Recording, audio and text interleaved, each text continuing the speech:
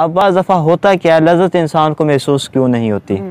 उसकी वजह यह है कि इंसान की इबादत से इस वजह से लज़्ज़त महसूस नहीं होती क्योंकि औज़ु बिल्लाहि मिनश शैतानिर रजीम बिस्मिल्लाहिर रहमानिर रहीम।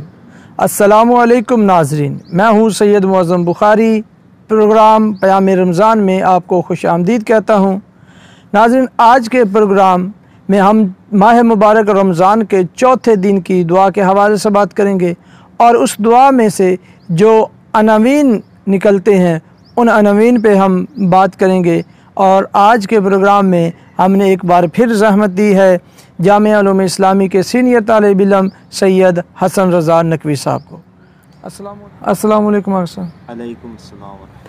साहब, एक मरतबा फिर हम आपका शुक्रिया अदा करते हैं कि आपने अपने कीमती वक्त में से हमारे प्रोग्राम के लिए वक्त निकाला। आज के प्रोग्राम में हम बात करेंगे रमज़ान मुबारक के चौथे दिन की दुआ के हवाले से। उस हवाले से ज़रा वज़ाहत फरमाइए हमारे नाज़रीन के लिए। औज़ु बिल्लाहि मिनश शैतानिर रजीम बिस्मिल्लाहिर रहमानिर रहीम रब्बि इश्रह ली सदरी व यस्सिर ली अमरी वहलुल उक़दतम मिन लिसानी यफ़क़हू क़ौली। अल्लाहुम्मा सल्लि अला मुहम्मदिन व आलि मुहम्मद।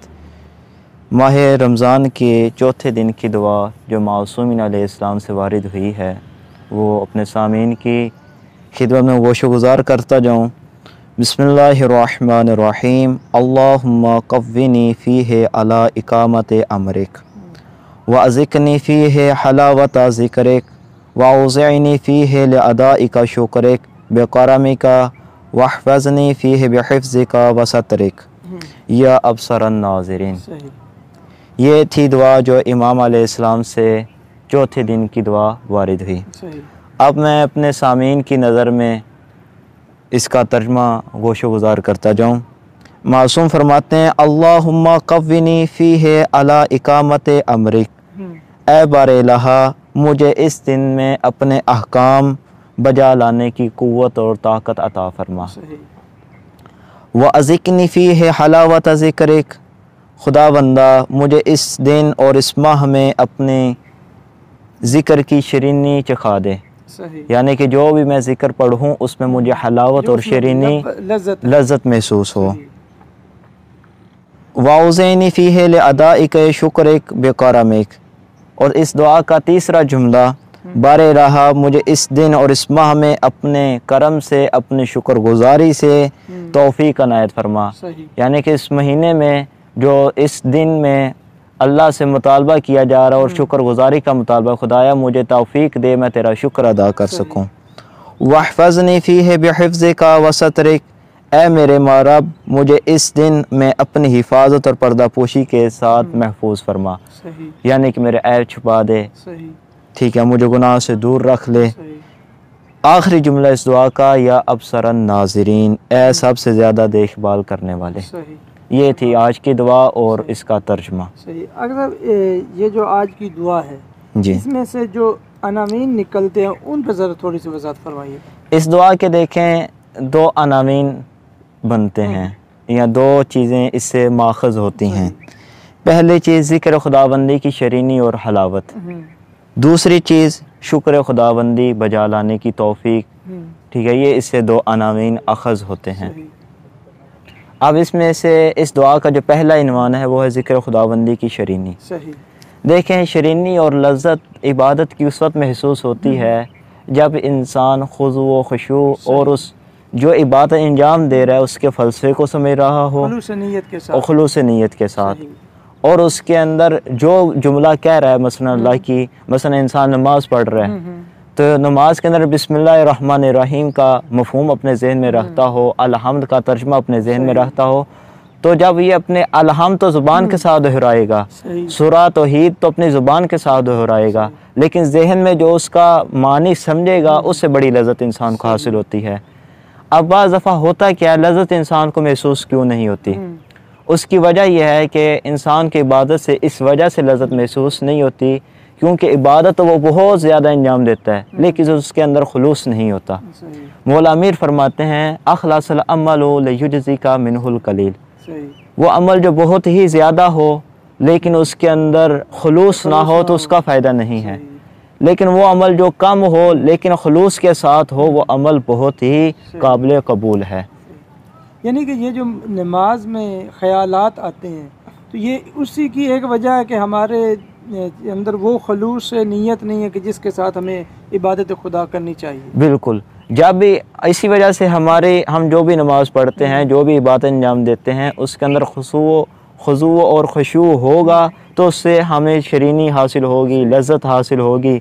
अगर हम उस इबादत से, उस फ़र्ज़ से जान छुड़ाने के चक्करों में, तो माज़रत के साथ हमें ना उसका कोई फ़ायदा होगा, ना उसे लज़्ज़त हासिल होगी, ना ही उससे शरीनी हासिल होगी। इस दुआ का जो दूसरा इन्वान है वो है खुदावंद मुताल का शुक्र अदा करना। ठीक है, कुरान में शुक्र के बारे में कुरान में इरशाद खुदाबंदी हो रहा है, वशकुरू ली वला तकफुरून, मेरा शुक्र अदा करो, मेरी नाशुक्री ना करो। अब उसके बाद शुक्र की हकीकत क्या है? अब सवाल ये बनता है कि शुक्र की हकीकत क्या है? मौला अमीर फरमाते हैं, शुक्र की हकीकत यह है कि इंसान हराम से बचता हो। ठीक है, अल्लाह ताला ने जो उसको नेमत दी है उसको हराम काम में इस्तेमाल ना करे। और ये तो अल्लाह ताला की नेमत का शुक्र अदा हो गया। और इसके बाद मुकम्मल शुक्र क्या है? मुकम्मल शुक्र ये अल्हम्दुलिल्लाह रब्बिल आलमीन। जब ये इंसान जुमला अदा करेगा तो ये मुकम्मल शुक्र अदा हो जाएगा। उसके बाद क्या है कि शुक्र का फ़ायदा हमें क्या है? अगर हम शुक्र अदा करते हैं तो इसका हमें क्या फ़ायदा होगा? एक फ़ायदा तो यह है कि अगर हम अल्लाह का शुक्र अदा करेंगे तो हमारी नेमतों में इजाफ़ा हो जाएगा। जैसा कि कुरान में इरशाद खुदाबंदी हो रहा है कि जो कोई शुक्र करता है वो अपने लिए भलाई करता है, जो शख्स शुक्र अदा नहीं करता बेशक अल्लाह ताला बहुत ही सखी और अदा करने वाला है, अता करने वाला है। उसके बाद इमाम मोहम्मद बाकिर अलैहिस्सलाम फरमाते हैं, जब तक बंदों की तरफ से शुक्र का सिलसिला मुनक़ते नहीं होता उस वक्त तक अल्लाह ताला की रहमतों बरकतों का भी सिलसिला मुनक़ते नहीं होता। लिहाजा इंसान अगर ये चाहे कि अपनी इबादत में खुशू व खुशू पैदा करे तो उसको खुलूस के साथ अंजाम देनी चाहिए इबादत। और अगर इंसान चाहे कि उसकी नेमतों में इजाफ़ा हो तो उसे चाहिए कि अल्लाह तबारक व तआला की ज़ात का शुक्र अदा करे। और अल्लाह तबारक व तआला की ज़ात का शुक्र इंसान उस वक्त अदा कर सकता है, उस वक्त अल्लाह ताला की इबादत का, अल्लाह ताला की नेमतों का शुक्र अदा करने का पाबंद होता है जब इंसान लोगों का शुक्र अदा कर सके। अब अगर मैं आपको कोई काम करूं तो आप मुझे हल्का सा शुक्रिया अदा करें तो आपकी शान में कोई फ़र्क पड़ेगा? नहीं, उल्टा आपकी इज़्ज़त मेरी नज़र में बढ़ जाएगी कि बंदा बहुत ही शुक्रगुजार है, बहुत ही इज़्ज़तदार है बंदा। अगर आप चाहते हैं कि अगर आप ये चाहते हैं कि अल्लाह ताला का शुक्र अदा करें तो सबसे पहले आपको मोमिनीन का शुक्रिया अदा करना चाहिए और उसके बाद अल्लाह तबारक व तआला की ज़ात का। और अल्लाह ताला की ज़ात का शुक्र अदा यही है कि आप अल्लाह ताला की दी हुई नेमतों को उसके मासियत में इस्तेमाल ना करें बल्कि उसकी इबादत में इस्तेमाल करें, उसकी रज़ामंदी में इस्तेमाल करें। माशाल्लाह अल्लामा साहब, बहुत ही आसान अंदाज में आपने शुक्र पर और उसके बाद जो रमज़ानुल मुबारक के चौथे दिन की दुआ है उसके बारे में बहुत ही आसान अंदाज में आपने वज़ाहत फरमाई हमारे सामीन के लिए। और हम एक मरतबा फिर आपका शुक्रिया अदा करते हैं कि आप हमारे प्रोग्राम में तशरीफ़ लाए। बहुत ही शुक्रिया अल्लामा साहब, जज़ाकल्लाह। तो इसी के साथ नाज़रीन आज के प्रोग्राम का वक्त ख़त्म होता है। हम आपसे इजाज़त चाहते हैं। इंशाअल्लाह आपसे मुलाकात होगी नेक्स्ट प्रोग्राम में। तब तक के लिए अल्लाह निगहबान।